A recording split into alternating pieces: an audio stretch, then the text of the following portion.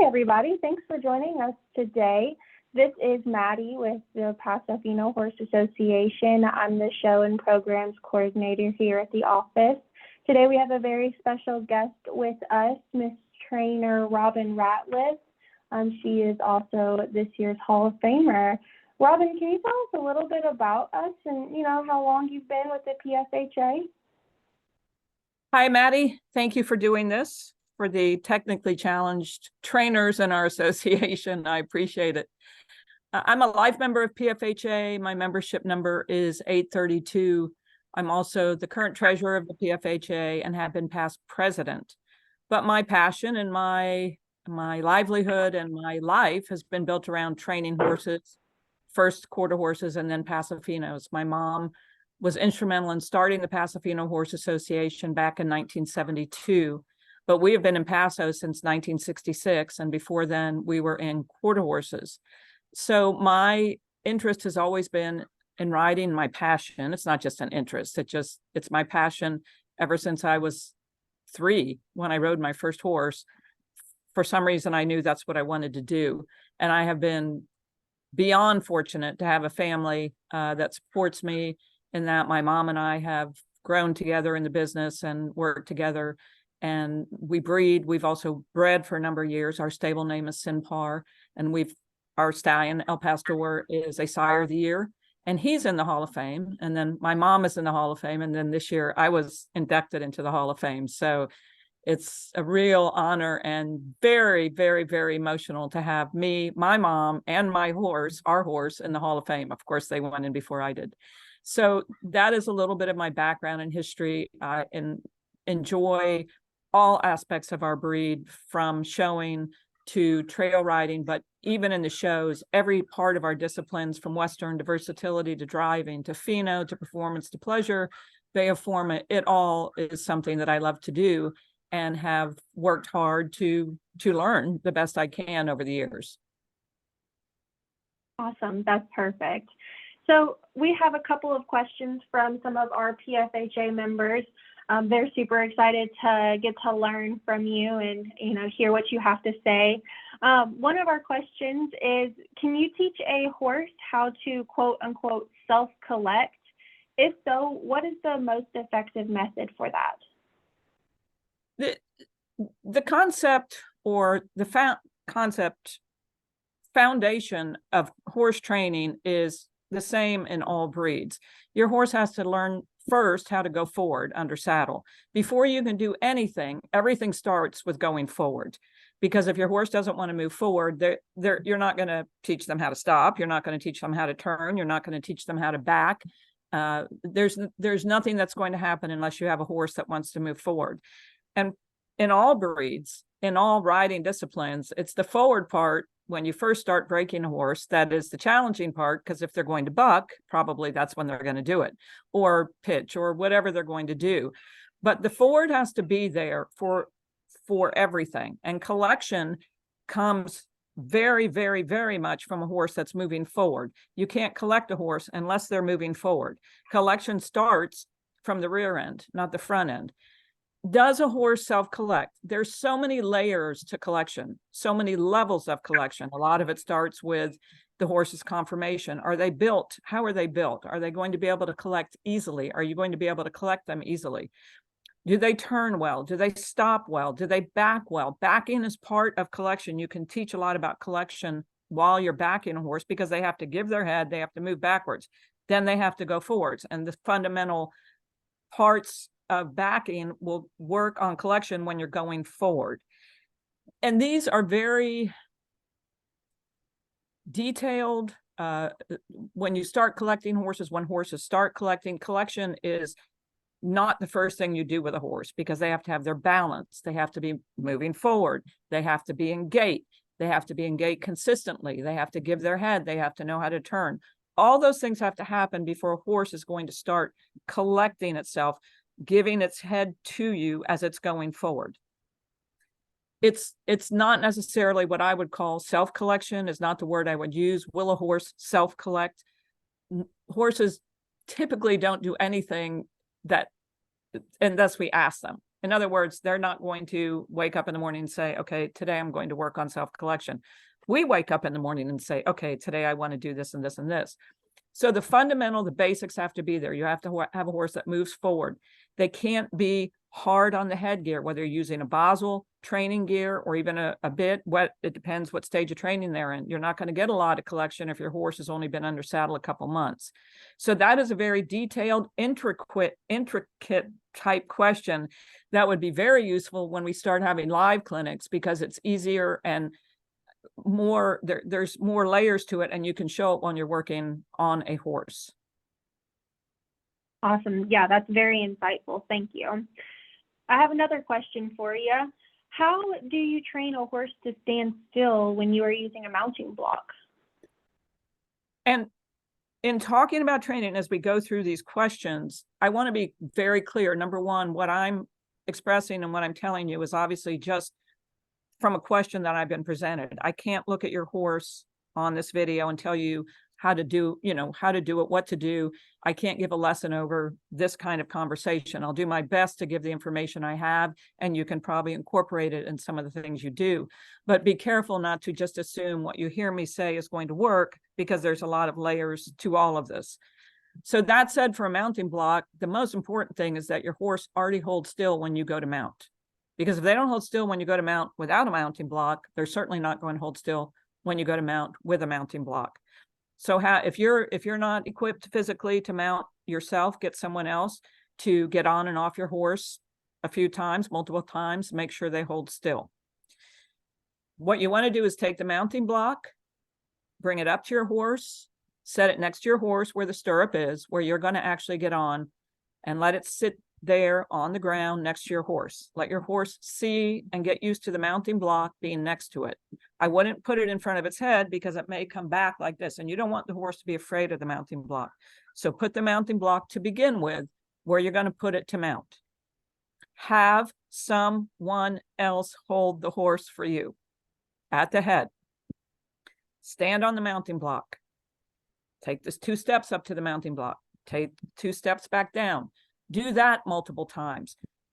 So the horse gets used to seeing you go up from the mounting block and comes back down from the mounting block. Up from the mounting block, goes back down. The person holding the horse can keep it calm, pet its head, keep it calm. You move slowly, tell the horse, ho, ho, whatever cue you're going to use when you go to get on. You actually hold the reins at the same time, though, but have somebody at the head.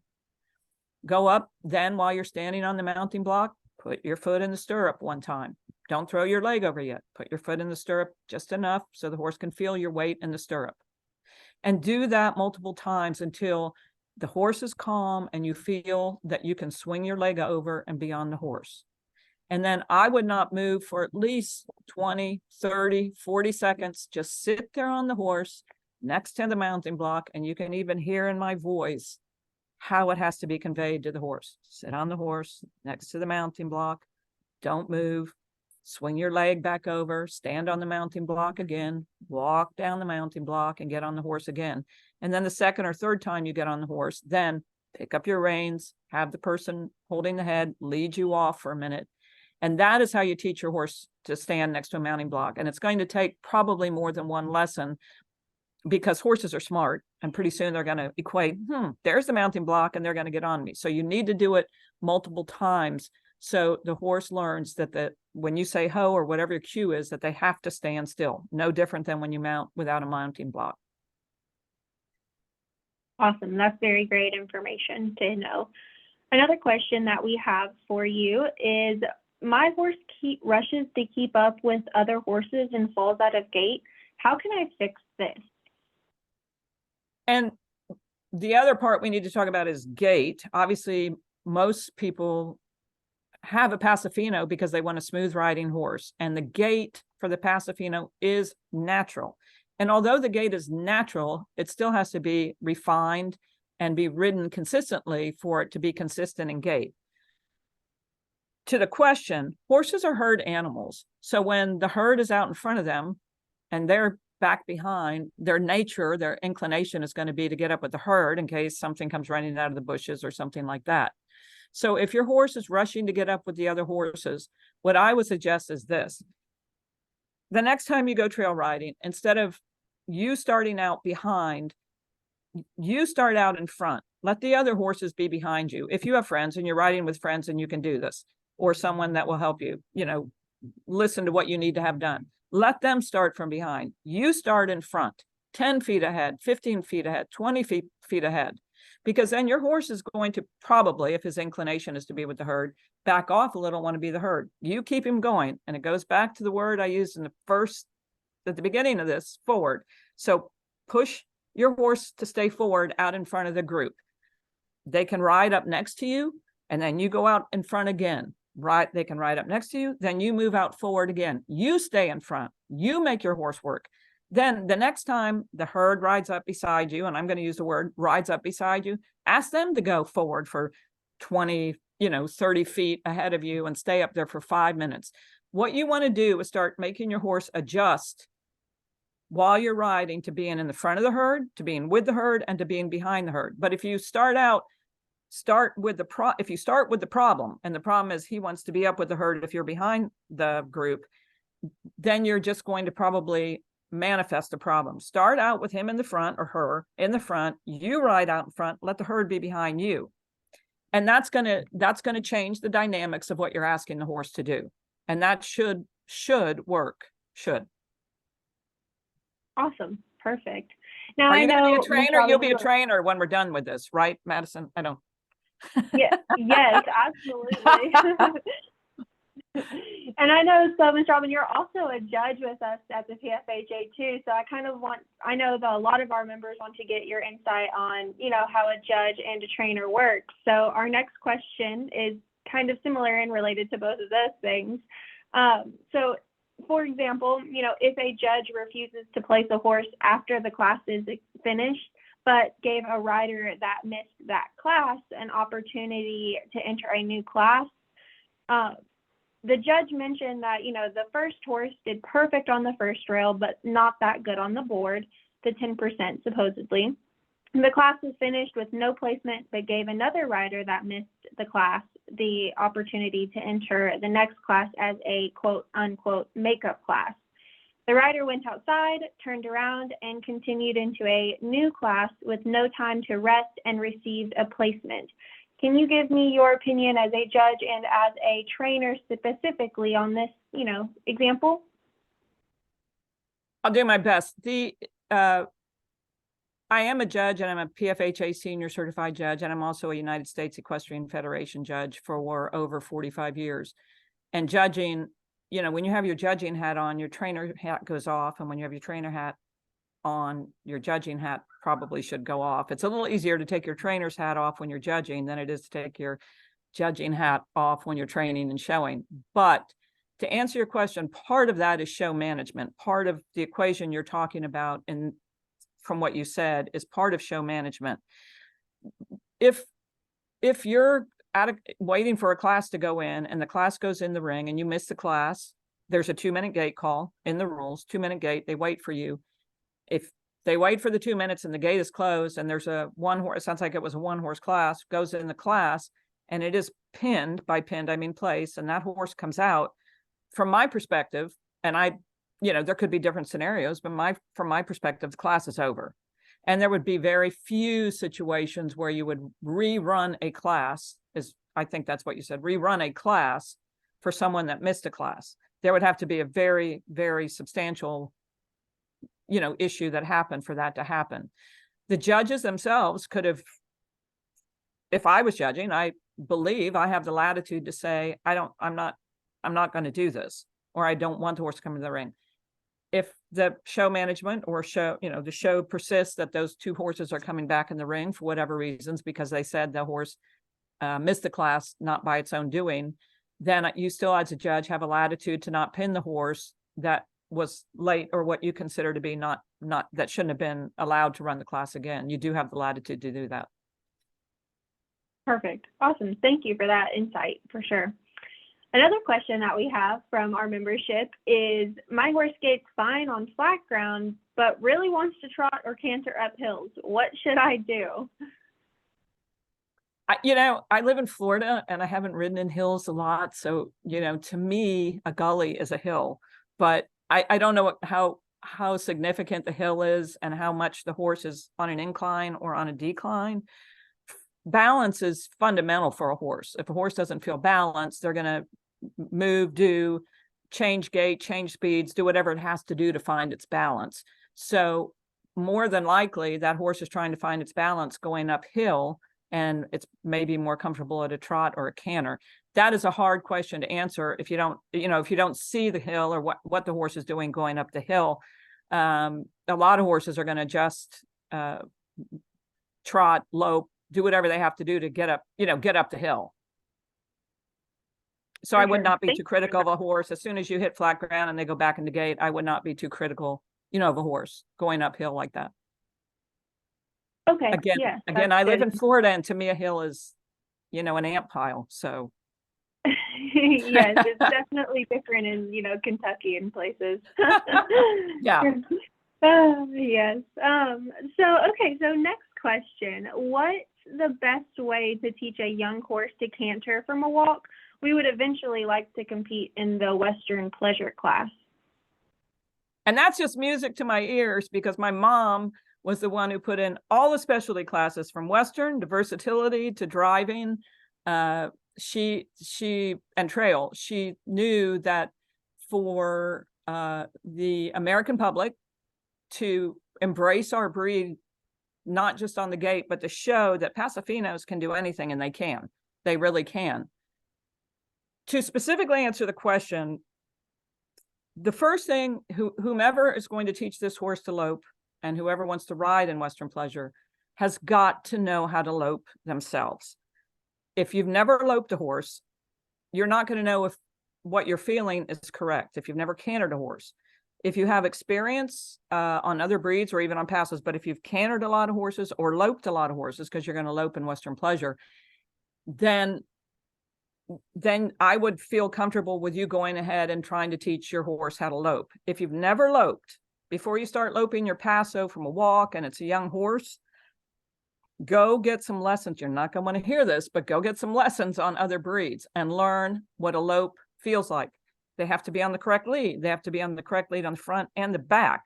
And if a horse is cantering or, counter loping, it's going to be on the wrong lead on the front or wrong lead on the back. And that's going to be very rough, and you won't know exactly what's going on.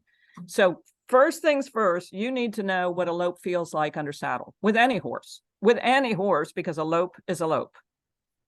If you're comfortable loping, when you take a horse from a walk, you want to walk, make sure they flat walk. And you would go in, when I say big circles, I don't mean huge circles, but not tiny circles. So 60 feet, my brain isn't working with a size, but you don't want to go in really small circles. You want to go in a large enough circle where your horse can pick up the lope, pick up the stride, but the circle is going to help them learn the stride, get the stride down, and also be on the correct lead, because you have to be on the correct lead. So you would be at a walk. You're going to ask the horse, if you're going in the left circle, going to the left, you're going to ask the horse to pick up the lead with your outside leg, which would be your right leg for the left lead. So you may ask the horse to give a little to the inside with its head to start this. Ask with the outside leg, but don't let the horse run into the circle. I'm just saying, tilt the horse's head a little bit to the inside.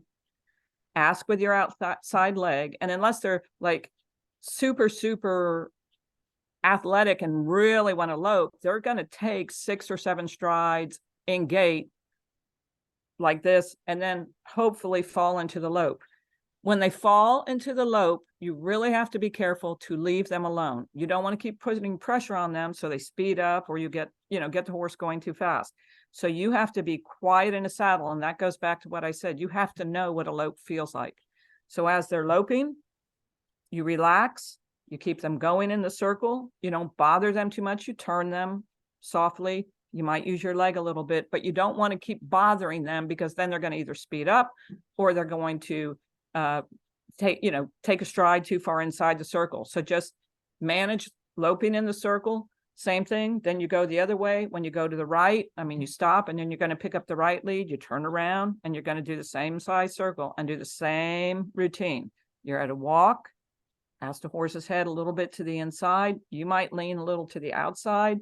take your left leg, ask the horse to lope. They may or may not take some strides into the lope. If they take like a circle of strides, gaiting or trotting or whatever they're doing to get into the lope, then you want to come back down to the walk and start over. Take 4 or 5 steps at the walk and ask them again. Because if they've gone too far without breaking into the lope, you want to stop and start over. Awesome. That's awesome. But learn how to lope. And they have to, in Western pleasure, they have to gait. You have to quarto. They have to gait. So they better have that gait, in their head, like, they can do it blindfolded, because they have to still gait. Right. No, that definitely makes sense. That's some great information and family history about your mom as well. That's awesome to know. So we have. She almost got me killed. She almost got me killed one time in a cart. That's a whole nother story. But she almost, I had never driven a horse, and she decided we were going to drive. And So. Well, if the people in our comments want to hear it, maybe that can be one of our. It's a good story, but that's a whole nother thing. We had never driven, and my mom said, no, we're going to drive. We want to do driving, and we need to do driving to promote the breed. I'm like, I was like 12. I'm like, have you ever driven? Well, no, I haven't either. Okay, well, so that's awesome. Into the unknown together. Well, we have one final question from our membership for you. Lastly, how do you know which bit to use when at home versus training versus showing? Well, that is a good question. The real issue is this. The bit is in the hand of the beholder, period. If you don't have good hands, it won't matter what bit you use, because they'll all be abusive to the horse, no matter what bit you use. So that's the first thing. You have to make sure you have good hands and that you're not riding off the bit, because if your balance and everything is coming from the bit, it's not going to matter what bit you use. So let's say you're a great rider, and let's say your horse is really well trained, and you have a horse that is, you want just a little more break from the pole at the show in a certain class. And by break from a pole, that goes back to collection. Just a little more break from the pole, so they look like they have a little more headset. So let's say at home you're riding in a very short-shanked Mylar bit, something like that, that's broken in the middle. For the show, and this is if your horse is well trained and you have good hands, for the show, you may go to something with a little longer, straighter shank,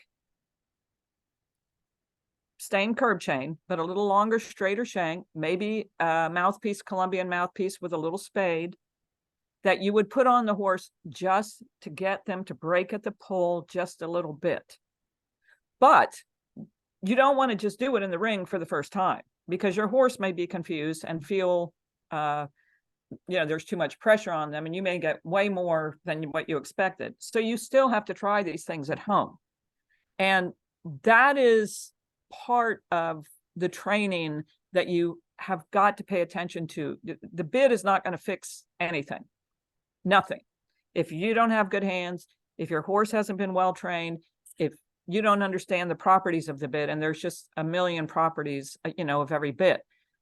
But if all the cards are lined, and you have a very well-trained horse, you understand your horse, and you understand leverage in a bit and the fundamentals of certain bit, what they can do, then you can sort of intermingle and interchange around. But try whatever you're going to try at home at least once before you go heading into the show ring, to see if it's going to work, because that is not the place you want to find out if it works. For sure. Awesome. Trust me. Thank you so much. Yes, if anyone knows.